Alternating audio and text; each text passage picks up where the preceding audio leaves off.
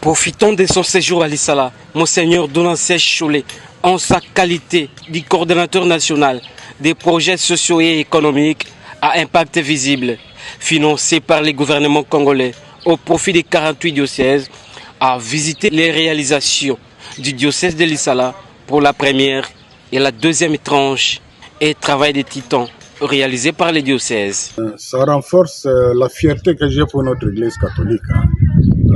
Je suis venu bien sûr principalement pour animer la session retraite des prêtres, mais comme coordonnateur de projets de suivi de projets à impact visible, j'étais aussi curieux de savoir ce qui s'est réalisé. Et là, je suis franchement impressionné. J'ai du mal à croire qu'avec l'argent reçu, on aille réaliser les travaux à ce niveau. Étant donné qu'on est à l'intérieur, tout est importé de Kinshasa. Je sais que la main-d'œuvre est un peu moins chère ici qu'à Kinshasa, mais quand cela ne tienne, c'est vraiment impressionnant.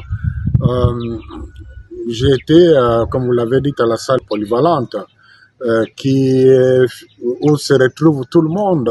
C'est pas seulement l'Église qui organise les activités là, même le gouvernorat provincial, même la société, c'est quelque chose qui manquait cruellement dans une agglomération comme celle de l'Issala. Ici, ce n'est pas pour la famille de l'évêque, mais ce sont des maisons à vocation sociale qui vont aussi rapporter quelque chose pour renforcer le diocèse dans toutes les œuvres sociales qu'il va faire. Ça, c'est vraiment voir loin. Donc, c'est donner des moyens de façon continuelle pour continuer à servir la population et non bouffer, investir à une activité et puis après on manque l'argent pour pouvoir faire autre chose pour l'intérêt de la population. J'ai vraiment apprécié le choix et ça rentre d'ailleurs dans la vision des 6 axes du chef de l'État. Un peu d'entrepreneuriat là-dedans et un peu du social là-dedans. Voilà, ça fait vraiment la fierté de l'Église et aussi la fierté de l'Issala. Quand ça finira ici, ça va être clôturé. Je crois qu'il n'y aura pas une meilleure structure pour les familles qui seraient de passage ici qu'ici.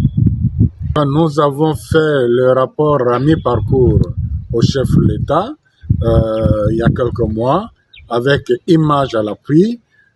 Il était très impressionné, très satisfait du travail qui a été fait. Il a instruit son DIRCAP de faire le suivi de ce qui reste encore à donner pour que les beaux projets qui contribuent au développement du pays, qui contribuent au développement du social du pays puissent aller de l'avant. Et je suis en permanence en contact avec le DIRCAP du chef de l'État qui lui aussi suit de très près. Évidemment, ils ont beaucoup de choses à faire au même moment, mais il n'est pas distrait par rapport à ces projets. Je suis vraiment optimiste qu'à très bientôt, la 3e tranche sera... Autrement, ça sera du gâchis, parce qu'il y a beaucoup de chantiers inachevés. Et plus le temps passe, plus ça s'abîme, et surtout avec les pluies, on risque de vivre des situations où on a jeté l'argent plutôt que d'en utiliser pour servir. Et ils en sont conscients. Je crois que la population elle-même sera le premier témoin de ce que l'Église, à travers le diocèse de l'Issala, fait pour la population.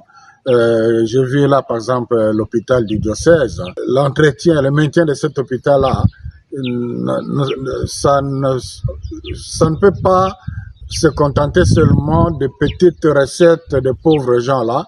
C'est sûr qu'il y a des moyens qui viennent d'ailleurs. La population de l'Issala sait ce que l'Église fait en termes de la santé, en termes de l'éducation. Le diocèse de l'Issala, la population ne peut être qu'heureuse que le diocèse se donne des moyens pour pouvoir l'aider davantage.